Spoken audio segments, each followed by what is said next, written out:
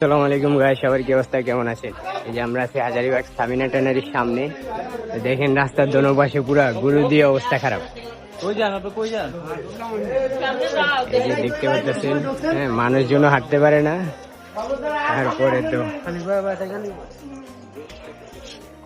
রাস্তার দোনো পাশে একবারে বলক, তারপরে মধ্যখান দিয়েও একবারে অবস্থা খারাপ।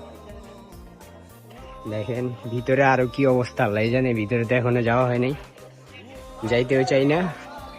এই যে দেখেন, দেখছেন কি অবস্থা। এই যে আমরা দিক দিয়ে চলে গেতেছি। এটা হচ্ছে আমাদের হাজারীবাগ ঐতিহাসিক সবচেয়ে বড় গরুর হাট। রাস্তার চারোদিকে এই গরুর হাটটা বসে থাকে আর কি, মধ্যখানে একটু থাকে।